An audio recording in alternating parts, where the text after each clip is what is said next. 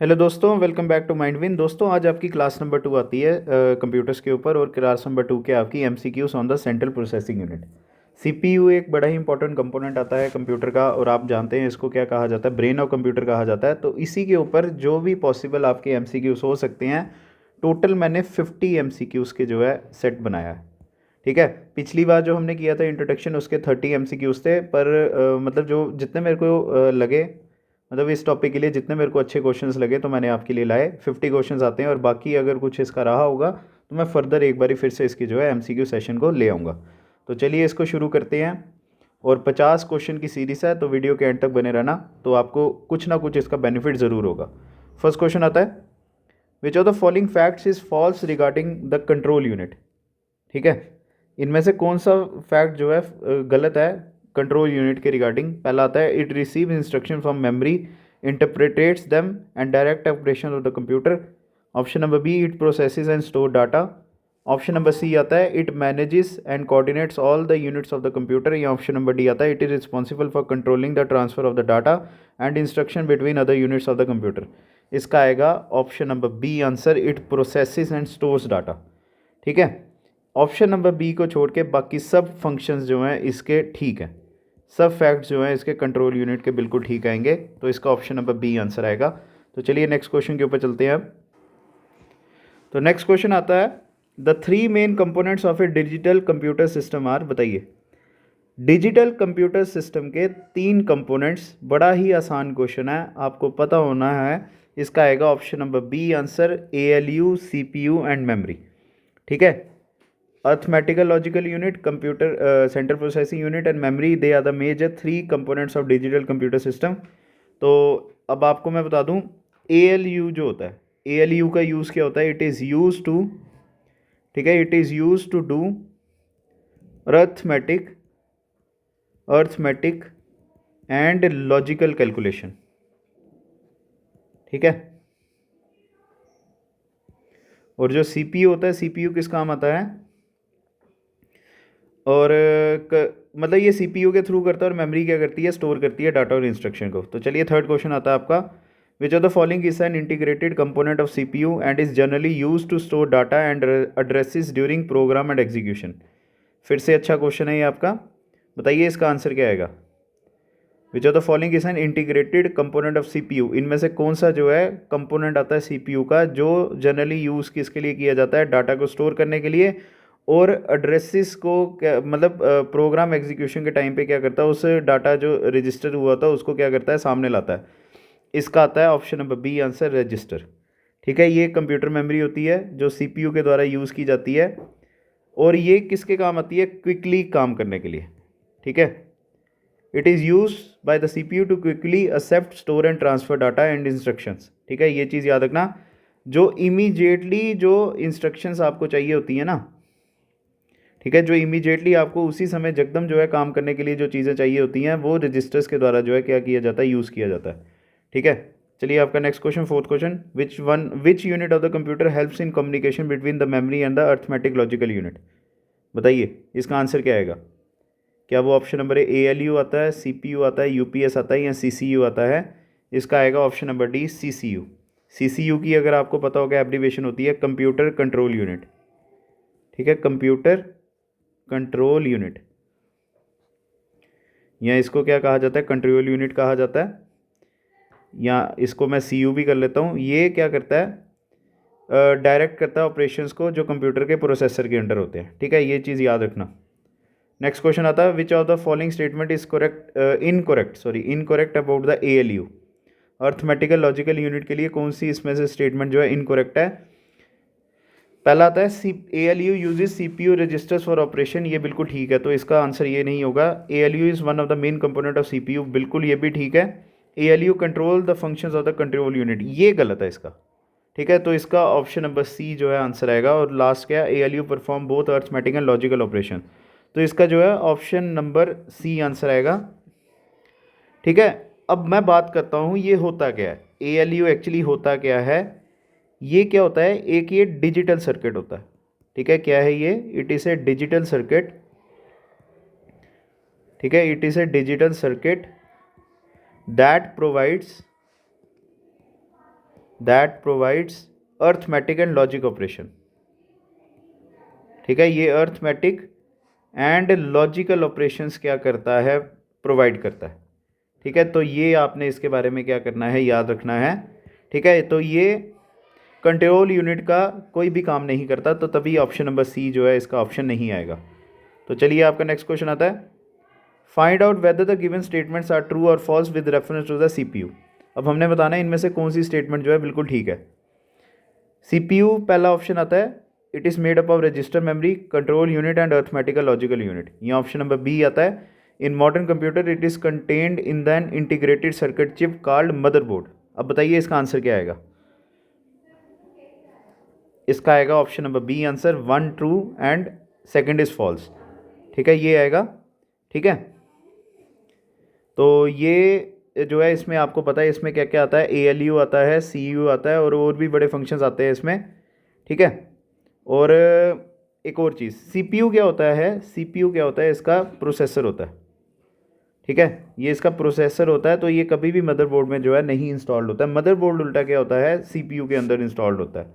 तो 7th question आता है आपका, which of the following is use to access a file from the computer store. फिर से अच्छा क्वेश्चन आता है आपका, कौन सा इसमें से जो है फंक्शन यूज़ किया जाता है कंप्यूटर स्टोर में से फाइल को क्या करने के लिए, एक्सेस करने के लिए। इसका आएगा ऑप्शन नंबर बी, रिट्रीव। ठीक है, रिट्रीव। ठीक है, इसका मतलब होता है, रिट्रीव का मतलब होता है, it means to get information again. ठीक है, टू गेट इंफॉर्मेशन अगेन। तो इसका जो है ऑप्शन नंबर बी आंसर आएगा। तो चलिए नेक्स्ट क्वेश्चन के ऊपर, 8th के ऊपर, during execution CPU selects and retrieves instruction from the, बताइए एग्जीक्यूशन के टाइम पीरियड पे CPU सिलेक्ट और रिट्रीव जो है इंस्ट्रक्शंस कहाँ से करता है। इसका आएगा option number B answer, main memory.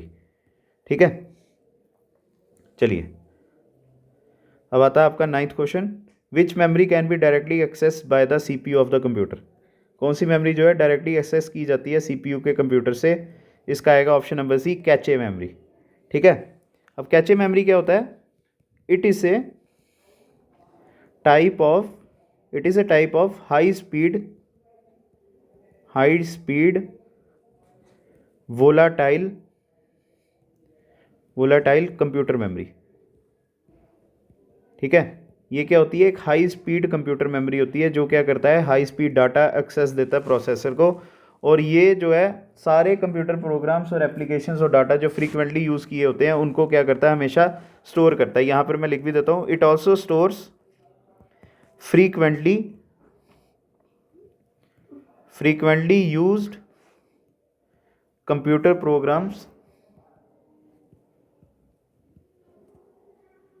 Programmes applications and data. ठीक है, ये जो है इसका क्या आएगा, आंसर आएगा ऑप्शन नंबर डी, तभी कैचे मेमोरी। तो चलिए आपका नेक्स्ट आता है, ALU is one of the main component of a computer CPU, which of the following is a full form of ALU। बड़ा आसान क्वेश्चन है, इसका क्या आएगा, ऑप्शन नंबर ए आंसर आएगा, अर्थमेटिक एंड लॉजिकल यूनिट। ठीक है, तो ये आपको मैंने पहले भी शायद बता दिया हुआ है, ये क्या करता है, अर्थमेटिक एंड लॉजिकल ऑपरेशंस जो है कंप्यूटर के परफॉर्म करता है या CPU के। 11th question, which of the following component maintain order, directs the operation of the entire system and does not perform any actual processing on data। ये थोड़ा मुश्किल क्वेश्चन है आपके लिए। ठीक है, इनमें क्या क्वेश्चन है, इनमें से कौन सा कंपोनेंट जो CPU का ये क्या करता है, ऑर्डर को मेंटेन करता है, सारे सिस्टम के जो ऑपरेशन है उनको क्या करता है, डायरेक्ट करता है, और कोई भी उनमें से एक्चुअल प्रोसेसिंग जो है डाटा के ऊपर नहीं करता। ये तो एक तरह का इसका काम क्या हो गया, एक तरह का एडमिनिस्ट्रेशन का काम आप कह सकते हैं। ठीक है, सॉर्ट ऑफ एडमिनिस्ट्रेशन आप कह सकते हैं। तो इसका आएगा option number A answer, control unit. ठीक है, तो ये क्या करता है, सारे कंपोनेंट्स, ये मैं आपको बता दूं, इट कंट्रोल्स, ठीक है, it controls every component of the computer. ठीक है, ये चीज़ याद रखना है, ये क्या करता है, सारे कंपोनेंट्स जो है कंप्यूटर के क्या करता है, कंट्रोल करता है। तभी मैंने यहाँ पर एडमिनिस्ट्रेशन वर्ड को यूज़ किया था। ठीक है, और एक और चीज़, इट ऑल्सो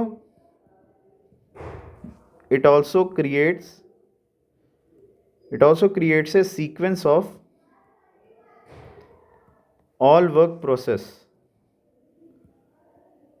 ठीक है, ऑल वर्क प्रोसेस को क्या करता है, ये सारे सीक्वेंस को क्या करता है, क्रिएट करता है, ठीक है, एंड कंप्लीट्स द वर्क, और फिर उसके बाद ये क्या कर देता है, सारा काम जो है ख़त्म कर देता है।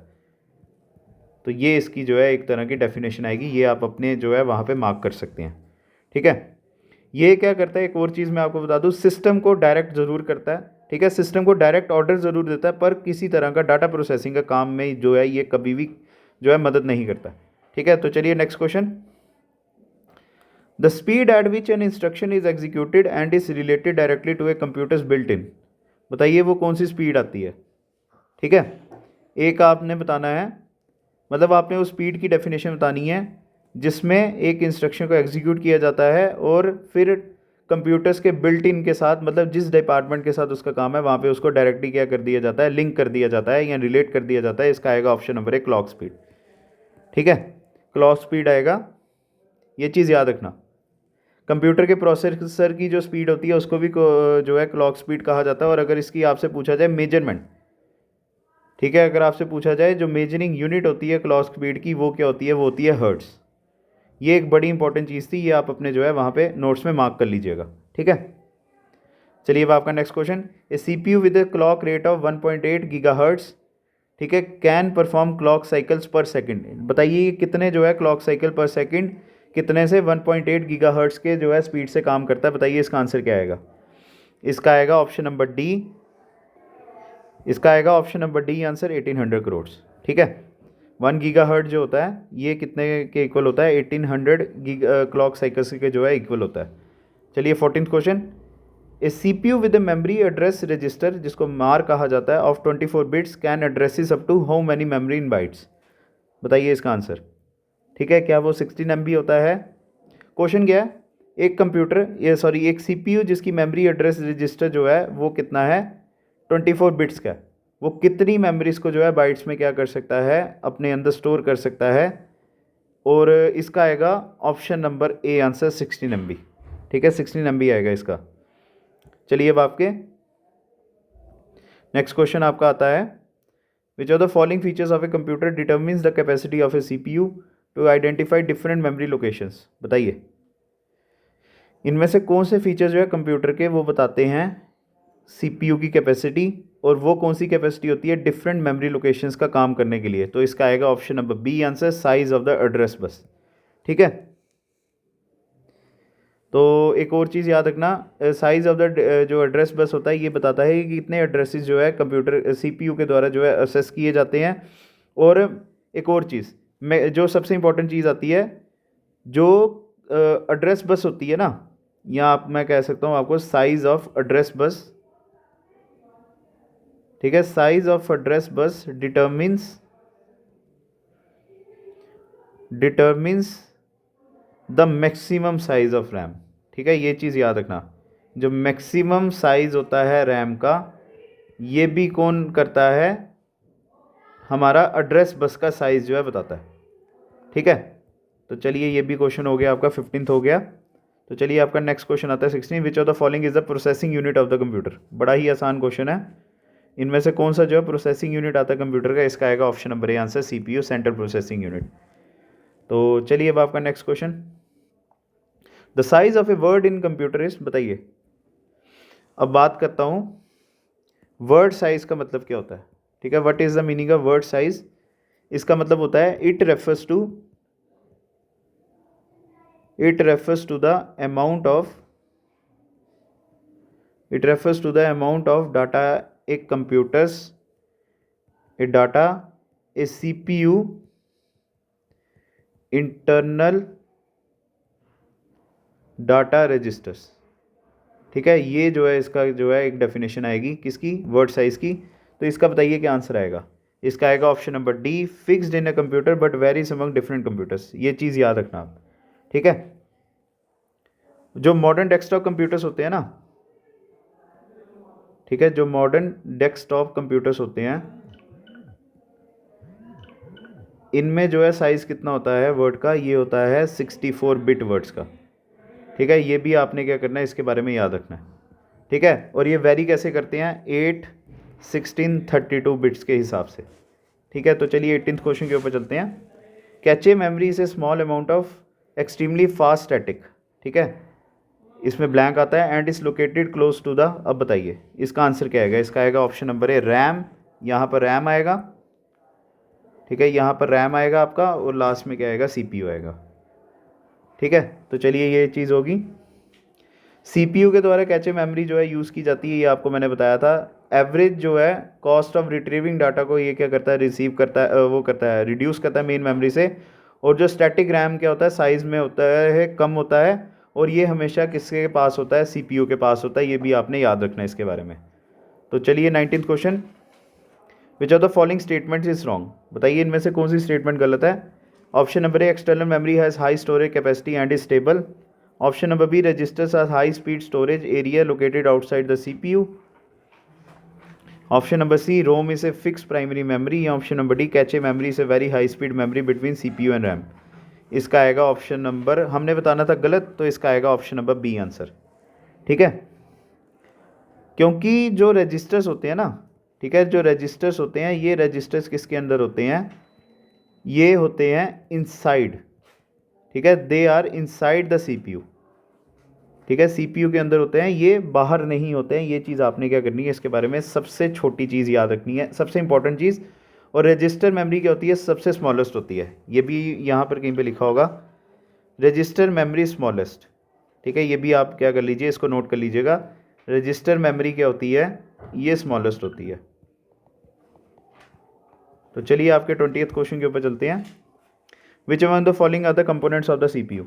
बताइए इनमें से कौन से कंपोनेंट्स जो हैं सीपीयू के होते हैं? इसका आएगा option number D, ALU and control unit, ठीक है। चलिए अब आपके नेक्स्ट क्वेश्चन के ऊपर 21st question, what are the components of CPU? ठीक है, बताइए इनमें से कंपोनेंट्स क्या आते हैं सीपीयू के? इसका फिर से ऑप्शन नंबर डी आंसर आएगा, control unit and the arithmetical and logical unit, ठीक है। तो चलिए नेक्स्ट क्वेश्चन अब आपका आता है 22nd question, which of the following is a part of the CPU of a computer? बताइए क्या वो ऑप्शन नंबर ए आता है मदरबोर्ड, ठीक है, एएलयू, एसआरएएम, ठीक है, या डीआरएएम? बताइए इसका आंसर क्या आएगा? इसका आएगा option number B, arithmetic and logical unit, ठीक है। तीन ही जो है सीपीयू के क्या होते हैं? कंपोनेंट्स होते हैं, आपने हमेशा याद रखने हैं। पहले आएगा कंट्रोल यूनिट, सबसे बेसिक चीज़ आती है, सबसे पहले आएगा कंट्रोल यूनिट, फिर आता है आपका एएलयू, और लास्ट में आता है आपका मेमोरी, ठीक है। चलिए आपका 23rd question, all the arithmetic and logical operation in a computer are done by, फिर से आसान क्वेश्चन आता है आपका, इसका आएगा option number A, arithmetic and logical unit, ठीक है। चलिए नेक्स्ट क्वेश्चन आपका, which of the following storage device directly interacts with the CPU? इनमें से कौन सा स्टोरेज डिवाइस जो है डायरेक्टली सीपीयू के साथ इंटरेक्ट करता है? क्या वो टेरेस्ट्री स्टोरेज होती है, सेकेंडरी स्टोरेज, प्राइमरी स्टोरेज, या हार्ड डिस्क? इसका आएगा option number C answer, primary storage, ठीक है। तो एक चीज़ और, जो रीड और राइट ऑपरेशंस होते हैं ना, ठीक है, रीड एंड राइट ऑपरेशंस जो होते हैं, ये किसके द्वारा किए जाते हैं? प्राइमरी स्टोरेज के द्वारा किए जाते हैं। और प्राइमरी स्टोरेज जो है दो तरह की होती है, ठीक है। प्राइमरी स्टोरेज क्या है? प्राइमरी स्टोरेज जो है वो दो तरह की होती है। पहले क्या आएगा? पहले आएगा आपका रैम, ठीक है, रैम आएगा सबसे पहले, जिसको रैंडम एक्सेस मेमोरी कहा जाता है। और दूसरा क्या आएगा? रीड ओनली मेमोरी, जिसको रोम कहा जाता है, ठीक है। एक और चीज़ याद रखना, रैम क्या होती है? वोलेटाइल होती है, ठीक है। वोलेटाइल क्या होता है ये आप मुझे कमेंट सेक्शन पे बताइएगा, ठीक है। और जब तक कंप्यूटर में पावर सप्लाइड होती है तब तक जो है रैम में डाटा रहता है। ये चीज़ आपने क्या करनी है, इसके बारे में याद रखनी है। चलिए 25th question, which of the following components of the CPU maintains and regulates the flow of information across the processor? बड़ा अच्छा क्वेश्चन है ये, बताइए इसका आंसर क्या आएगा? क्या वो आता है PC register, control unit, ALU, या ऑप्शन नंबर डी एक्यूमुलेटर? इसका ऑप्शन नंबर बी आंसर आता है, कंट्रोल यूनिट, ठीक है।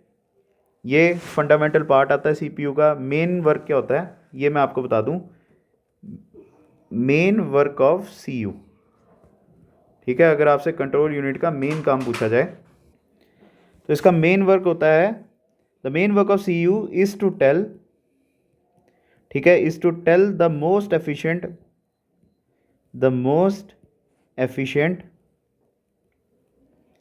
मेथड टू वर्क, ठीक है। ये जो है इसका मेन वर्क आएगा, तो ये चीज़ आपने याद रखनी है। और मैंने आपको शायद पहले किसी एक क्वेश्चन में भी बताया था, ये क्या करता है, सारे रिलेटेड ऑपरेशंस को क्या करता है, गाइड करता है इंडिविजुअल पार्ट्स के प्रोसेसर के साथ। तो मतलब एक तरह का एडमिनिस्ट्रेशन का जो काम मैंने आपको अगर रिलेट कराया होगा। चलिए अब आपका 26 क्वेश्चन आता है, which of the following are the two components of the CPU of a computer. इसका आएगा option number B, control unit and ALU। Next question, the unit under whose supervision the process of input output processing and storage is done is called. बताइए क्या question आता है, the unit under whose supervision, कौन सा ऐसा जो है supervision करता है जिससे प्रोसेस जो है इनपुट आउटपुट प्रोसेसिंग और स्टोरेज जो है किया जाता है कंप्यूटर के द्वारा। इसका आएगा ऑप्शन नंबर सी आंसर, फिर से कंट्रोल यूनिट। ठीक है, ये एक इंपॉर्टेंट क्वेश्चन है, आप इसको हाईलाइट कर सकते हैं अपने वहाँ पर। तो चलिए अब नेक्स्ट क्वेश्चन आता है आपका 28, विच of the following option is inconsistent with remaining 3। ठीक है, इनमें से कौन सा जो है ऐसा ऑप्शन है जो इनकन्सिस्टेंट है, मतलब जो इसके साथ नहीं आता है। क्या वो option number A cache memory आता है, arithmetic and logical unit, instruction decoder, या option number D control unit. इसका आएगा option number C answer, instruction decoder. ठीक है, ये सेंट्रल प्रोसेसिंग यूनिट के जो है क्या होते हैं, पार्ट होते हैं। तो ये आपको पता ही है सारा। ठीक है, चलिए अब आपका next question 29, which of the following statement is not true about the central processing unit. CPU के लिए कौन सी जो है स्टेटमेंट इसमें से नहीं आती है। Option number A, CU control unit is a part of the CPU, बिल्कुल ठीक है। CPU execute store program instructions, बिल्कुल ठीक है। CPU is also known as micro processor, ये आपके लिए एक नई चीज़ है जो आप ऐड कर सकते हैं, तो ये भी इसका ठीक है। तो रिमेनिंग क्या आएगा, ऑप्शन नंबर डी। कर्नल जो है ये कोर नहीं है, it is not the core of the CPU। ठीक है, ये चीज़ मैं आपको बता दूं, कर्नल क्या होता है, ये होता है कर्नल जो है, kernel is the essential centre of computer operating system. ठीक है, कंप्यूटर ऑपरेटिंग सिस्टम का जो है ये क्या होता है, एसेंशियल सेंटर होता है। ठीक है, ये चीज़ आपने क्या करनी है, याद रखनी है। अब बात करते हैं ये क्या होता है, इट इज़ द कोर। ठीक है, it is the core that provides basic services for all. ठीक है, for all part of the computer, या for all part of operating system, sorry, all parts of operating system. ठीक है, चलिए ये हो गया आपका। तो 30th क्वेश्चन के ऊपर चलते हैं, what kind of operations can a computer carry out. कौन कौन से ऑपरेशन जो है कंप्यूटर कर सकता है। ऑप्शन नंबर ए आंसर आएगा इसका, arithmetical and logical. Verbal and logical नहीं आएगा। ठीक है, तो लॉजिकल एंड कॉग्निटिव नहीं आएगा, या ये तीनों नहीं आएंगे, तो ऑप्शन नंबर ए आंसर आएगा। चलिए अब आपका 31st क्वेश्चन आता है, बड़ा ही इंपॉर्टेंट है। With reference to the central processing unit, CPU की रेफरेंस में which of the following statement is not true. ठीक है, पहला तो आता है CPU processing data instructions, ALU is part of CPU, ये तो ठीक है। CPU also has a set of register, बिल्कुल ठीक है। इट परफॉर्म्स अर्थमेटिक ऑपरेशंस, ये भी तो अभी हमने पिछले क्वेश्चन में किया था, तो इसका आएगा ऑप्शन नंबर ए आंसर। ठीक है, ये डाटा एंड इंस्ट्रक्शंस का काम नहीं करता, ये आपने याद रखना है। ठीक है, चलिए एक मैं आपको इसकी जो है कंप्यूटर की जो एक बेसिक चार्ट होता है ये भी मैं आपको बता देता हूँ। सबसे पहले आएगा इनपुट यूनिट,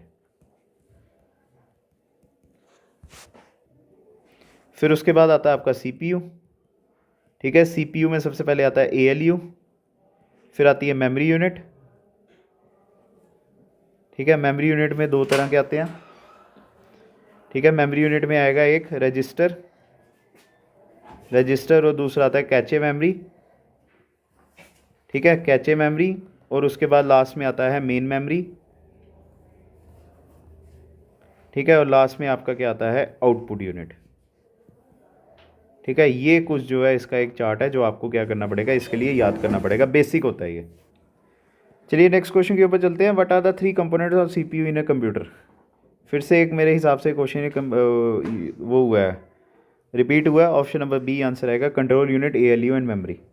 ठीक है, next question, what is the full form of CPU। बड़ा आसान क्वेश्चन आता है, ऑप्शन नंबर ए सेंट्रल प्रोसेसिंग यूनिट। ठीक है, तो चलिए अब आपका next question, which part of the computer is responsible for processing the data. इसका आएगा ऑप्शन नंबर ए CPU। ठीक है, अब नेक्स्ट क्वेश्चन आपके लिए बड़ा ज़रूरी है, द CPU इज़ कॉल्ड, ठीक है, CPU को क्या कहा जाता है, बताइए क्या आंसर आएगा। CPU is called, option number A lung of the computer, brain of the computer, heart of the computer या backbone. Option number B brain of the computer. बड़ा ही बेसिक क्वेश्चन है और सबसे इंपॉर्टेंट क्वेश्चन आपसे ये पूछा जा सकता है JK SSB में। ठीक है, चलिए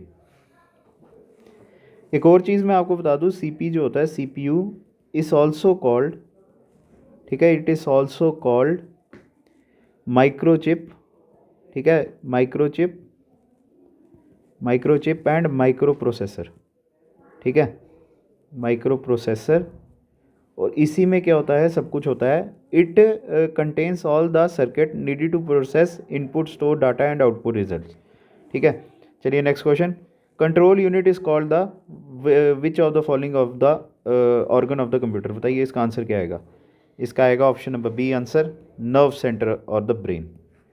ठीक है, तो चलिए नेक्स्ट क्वेश्चन। ये फिर से आपका आ रहा है, which is called brain of any computer, इसका क्या आएगा, ऑप्शन नंबर सी आंसर आएगा, CPU, सॉरी डी आंसर आएगा। Next question, which if you want to improve the performance of your PC you need to upgrade, बताइए इसका answer क्या आएगा। अगर आपने अपने PC की परफॉर्मेंस को इम्प्रूव करना है, you need to upgrade your CPU। ठीक है, तो चलिए next question. It is a number of bits in a processor internal data base which the processor can process at a time, इसका आएगा option number C word length. ठीक है, तो चलिए next question. Which of the following is not a normal hardware port, ठीक है, बताइए। बताइए इसका आंसर क्या आएगा, इसका आएगा option number D answer, TCP port. एक चीज़ मैं आपको बता दूँ, डिस्प्ले पोर्ट, HDMI पोर्ट और ईथरनेट जो होते हैं ये हार्डवेयर पोर्ट होते हैं, जबकि जो TCP होता है, TCP को क्या कहा जाता है, TCP की जो एब्रीवेशन होती है वो होती है ट्रांसमिशन, ठीक है, ट्रांसमिशन कंट्रोल प्रोटोकॉल। ठीक है, ये जो है इसकी क्या होती है, एब्रीविएशन होती है। अगर आपसे पूछा जाए इसका काम क्या होता है, ये क्या करता है, it provides a communication service between, it provides a communication service between an application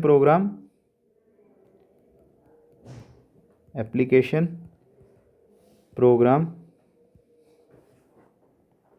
and computer. ठीक है, एंड द इंटरनेट, सॉरी। ठीक है, ये चीज़ आपने क्या करनी है, इसके बारे में एक छोटी सी याद करनी है।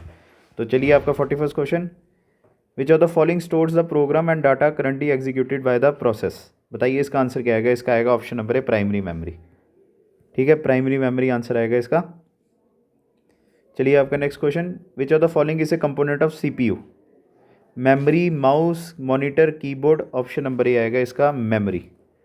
ठीक है, it is an essential part of the computer system, क्योंकि कंप्यूटर जो है कभी भी कोई ऐसा काम जो है मेमोरी के बिना नहीं कर सकता। ठीक है, सारा डाटा जो है इसके अंदर स्टोर होता है, इंस्ट्रक्शन सारी की सारी इसके अंदर होती है, तो ये तभी मेमोरी जो है एक इंपॉर्टेंट कंपोनेंट होता है इसका।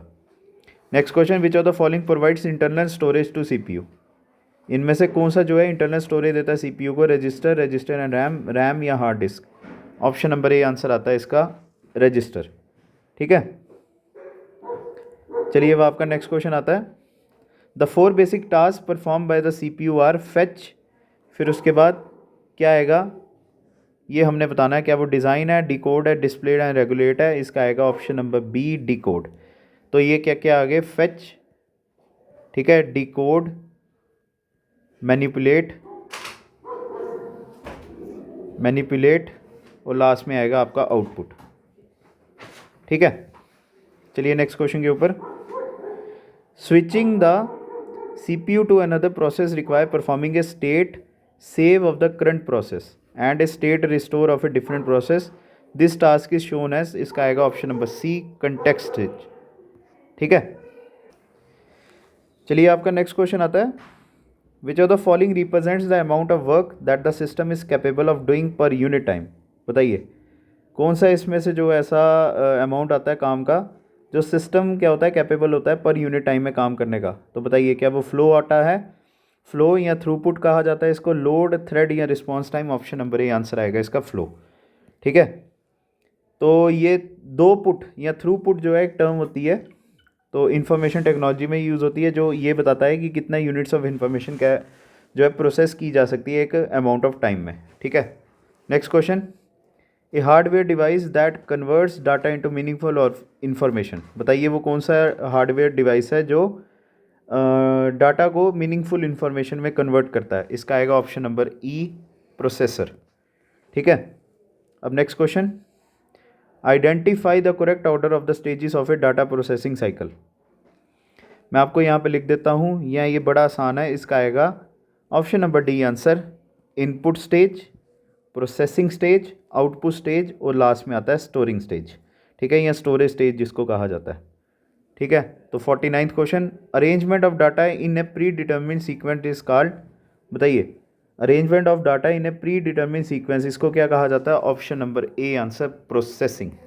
ठीक है, तो चलिए आज का आपका सीपीयू का लास्ट क्वेश्चन आता है, which of the following components of CPU responsible to direct the system to execute instructions. बताइए क्या आंसर आएगा? कौन सा कंपोनेंट है सीपीयू का रिस्पॉन्सिबल होता है डायरेक्ट करने का सिस्टम को एग्जीक्यूट करने के लिए इंस्ट्रक्शंस को? Option number B answer, control unit. ठीक है, तो चलिए दोस्तों आज आपके एमसीक्यू सेंट्रल प्रोसेसिंग यूनिट के ऊपर भी जो है ख़त्म होते हैं। स्कोर आप अपना बता दीजिएगा और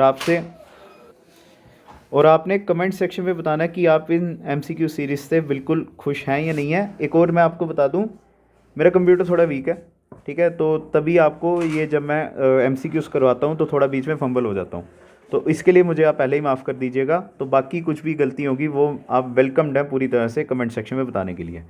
तो अगर आपको हमारी वीडियो पसंद आई होगी तो वीडियो को लाइक ज़रूर कीजिएगा, कमेंट सेक्शन पे बताना कि क्या बेनिफिशियल थी या नहीं। अगर आपने हमारे चैनल को सब्सक्राइब नहीं किया हुआ तो सब्सक्राइब ज़रूर कर लीजिएगा और अपने दोस्तों के साथ हमारे चैनल को शेयर ज़रूर कीजिएगा। तो thank you guys, God bless you. Next video में आपसे मिलते हैं।